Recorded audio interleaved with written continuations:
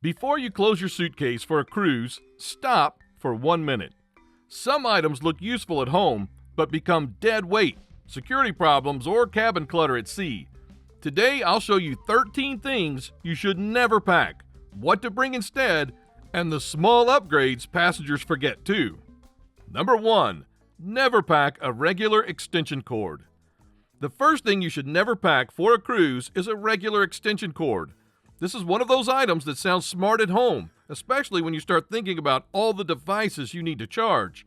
Your phone, your watch, your camera, your tablet, maybe a portable fan, or maybe a battery pack. Suddenly, 1 or 2 outlets in a cabin does not sound like enough. But on a cruise ship, regular extension cords can become a real problem. Many cruise lines are strict about electrical items because cabins are compact, the ship's wiring is controlled, and anything that creates a fire risk gets taken seriously. Royal Caribbean, for example, lists electrical extension cords, power strips, and multi-plug outlets as prohibited items. So if you pack the wrong thing, it may never make it to your cabin. Security can confiscate it, and now you've wasted space in your bag and still don't have the charging setup you wanted. What should you bring instead? Bring a cruise-approved USB charging hub, or a simple USB charging block with no surge protector and no long cord.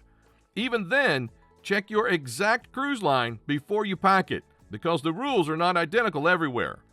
The goal is not to bring more power, the goal is to bring the right kind of power. Number 2. Never pack a big beach towel. The next thing you should leave at home is a big beach towel.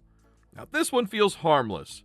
You imagine yourself stepping off the ship, walking toward a perfect beach and pulling out your own soft towel like you're in a travel commercial. Then, reality shows up. A big towel takes up too much space. It gets heavy. It stays damp. It makes your suitcase smell like wet fabric. And once you bring it back to the cabin, you need somewhere to hang it, which is not always easy in a small room shared with another person. Most cruise ships already provide pool and beach towels. Royal Caribbean, for example, provides towels on board, though guests can be charged if checked out towels are not returned. So instead of packing a thick towel from home, use the ship's towel. If you really want something personal, bring a thin Turkish towel or compact microfiber towel. Those dry faster, pack smaller, and work better for excursions. A cruise suitcase should not be full of things the ship already gives you. Save that space for something that actually improves the trip. Number 3. Never pack a full-size hair dryer. A full-size hair dryer is another item most cruisers should not pack. Yes, some people care deeply about their hair routine, and that's fair. A weak cabin hair dryer can be frustrating, especially if you have thick, curly, or long hair. But for many passengers, a full-size hair dryer is just bulky luggage filler. It takes up space, it adds weight, it clutters the cabin, and depending on the cruise line, high-powered personal appliances may be questioned if they seem unsafe. Carnival says a 1,250-watt hair dryer is provided in all staterooms and suites, either in the bathroom or at the desk or vanity. Other cruise lines often provide one too, though the quality can vary. So what should you bring instead? Well, first, check whether your cabin already includes one. If it does, and your hair routine is simple, use it. If you really need your own, bring a compact travel-size dryer that matches the cruise line's electrical rules. Do not pack the huge salon-style one unless it's truly necessary. On a cruise, every inch of cabin space matters. A giant hair dryer may not ruin your trip, but it can make your cabin feel more crowded before the ship even leaves port. Number 4. Never pack a hiking backpack as your main excursion bag. Now, a hiking backpack sounds practical. It has space, it has pockets, it looks ready for adventure. But for most cruise passengers, it's too much. You're usually not climbing a mountain. You're walking through a port, riding a bus, joining a group tour, going to a beach, visiting a market, or spending a few hours in a city before returning to the ship. A large hiking backpack becomes awkward fast. It bumps into people on tenders. It takes up space on excursion buses. It makes you sweat in hot ports. And it's annoying in shops and crowded streets. It can make you look like you're carrying everything valuable you own. So what should you bring instead? Bring a small packable day bag, a sling bag, or an anti-theft crossbody. If your cruise is beach heavy, bring a lightweight dry bag. You need something that carries sunscreen, sunglasses, your phone, a water bottle, your room key, and maybe a light layer. That's it. You don't need a mountain bag for a 4-hour port stop. The smarter move is to travel lighter during the day, move faster through crowds, and keep your hands free when it matters. Number 5. Never pack an iron or clothes steamer. Do not pack an iron, and do not pack a clothes steamer either. This is one of the easiest ways to get something confiscated before your cruise even starts. Cruise lines take fire safety seriously, and hot appliances like irons and steamers are commonly banned because they can create risk inside a cabin. And the worst part is that many passengers pack them with good intentions. They just want their dinner clothes to look sharp. They want formal night photos to look clean. They don't want wrinkled shirts or dresses after everything has been folded inside a suitcase. But the ship will not see your intention. It will see a restricted item. So what should you bring instead? Bring wrinkle release spray. Pack wrinkle resistant clothing. Roll softer items instead of folding everything flat. Use packing cubes so your clothes don't shift too much. Hang your dinner clothes as soon as you enter the cabin. You can also use the ship's pressing or laundry service if you really need something cleaned up. And yes, hanging clothes in the bathroom during a hot shower can help a little. Not perfectly, not like magic, but enough for some fabrics. The key is simple. Do not pack an appliance that may never reach your cabin. Number 6. Never pack too many shoes. Shoes are suitcase killers. They're heavy, they're awkward, they take up strange shapes of space, and once you get into the cabin, they end up on the floor, under the bed, beside the closet, or right where someone's trying to walk at night. Most people do not overpack clothes first. They overpack shoes.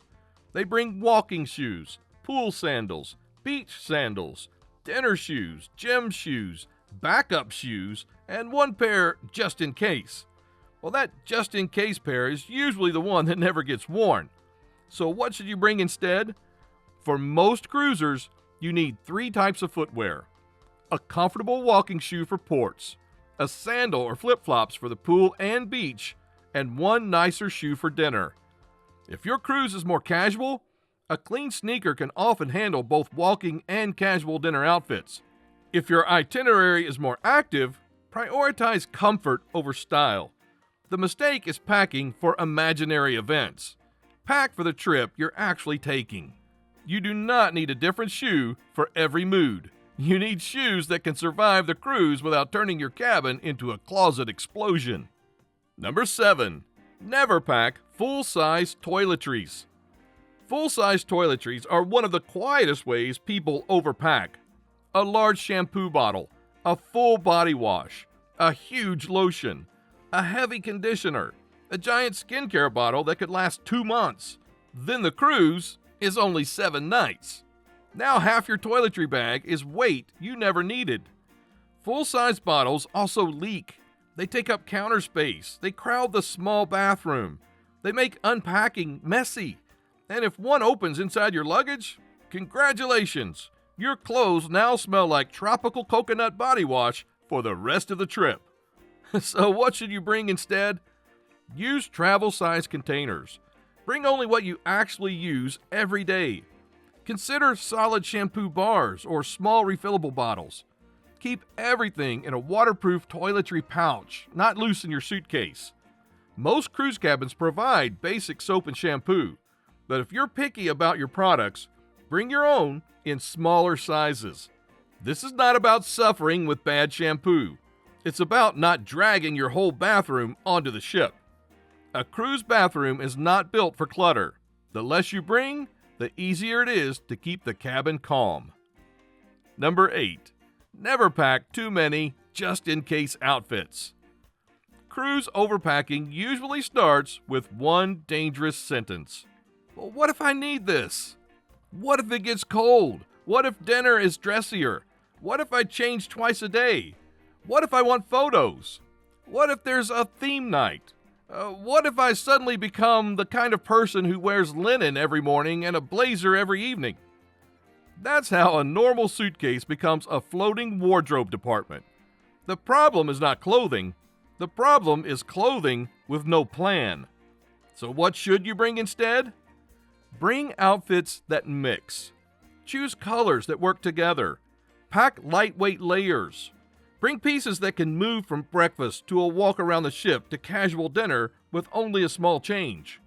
For a 7-night cruise, you do not need 14 completely separate looks. You need a simple system. A few daytime outfits, a few dinner outfits, a swimsuit rotation, one light jacket or sweater, and maybe one dressier outfit if your cruise has formal nights or elegant evenings. When you pack this way, your suitcase gets lighter and your cabin stays cleaner. You spend less time deciding what to wear and more time actually enjoying the cruise. Number 9. Never pack expensive jewelry you would be afraid to lose. A cruise is not the best place to bring jewelry that makes you nervous. That does not mean you cannot dress nicely. You absolutely can. But there's a difference between bringing a simple dinner accessory and bringing something so valuable that you check the safe 3 times a day. Cruises involve movement. You unpack quickly. You change for dinner. You go to the pool. You visit beaches. You walk through ports. You use spa lockers. You leave things on counters. You come back tired after excursions. That's exactly when small valuables disappear. Maybe they're stolen. Maybe they're misplaced. Or maybe they fall behind a drawer. Maybe they get wrapped inside a towel. Or maybe you simply forget where you put them. Either way, the stress is not worth it. So what should you bring instead? Bring simple travel jewelry. Bring one nice looking piece for dinner. Bring accessories that look polished but would not destroy your mood if something happened to them. The best cruise accessory is the one you can wear without fear. If you'd be devastated to lose it, think twice before packing it. A cruise should feel relaxed. Your jewelry should not become a security operation. Number 10. Never pack too much cash. Some cash is smart. Too much cash is not. On the ship, most spending is cashless. Your cruise card or your room key handles drinks, specialty dining, shopping, spa charges, and other onboard purchases. So walking around with a thick stack of cash is usually unnecessary. The real use for cash is smaller. Tips, porters, taxis, local vendors, markets, small purchases in ports where cards may not be accepted, and maybe a few emergency situations. That does not mean you need to carry your whole vacation budget in your wallet. What should you bring instead? Bring small bills. Keep them organized. Split them between your wallet, cabin safe, and excursion bag. Do not carry everything at once when you go ashore. This is especially important at busy ports. A little cash makes you flexible. Too much cash makes you nervous.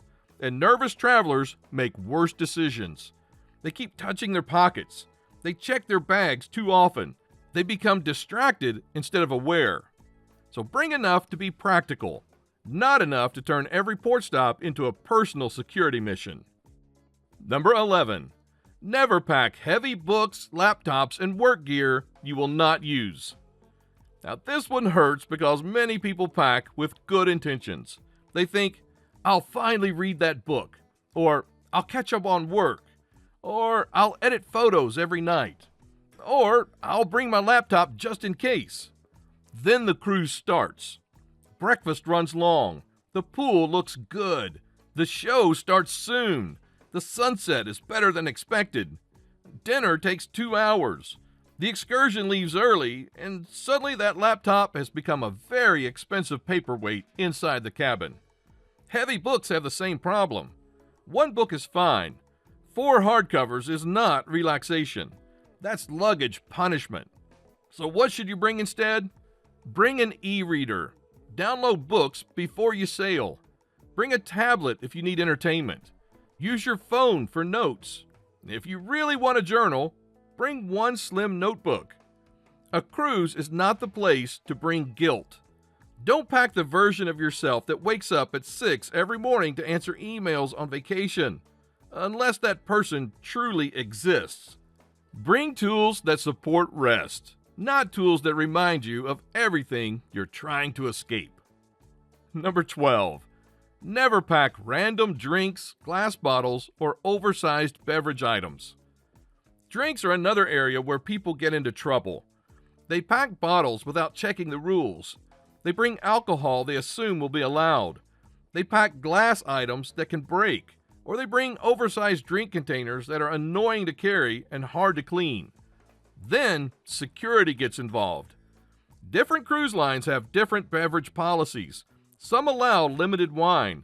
Some allow certain sealed, non-alcoholic drinks. Some are stricter, and the details matter. So the mistake is not always the drink itself. The mistake is assuming the rule. So what should you bring instead? Bring a reusable water bottle or a simple insulated tumbler that fits your cruise line's rules. Something easy to carry. Something you can use at the gym, by the pool, beside the bed, and during excursions. This is one of the most useful items you can pack.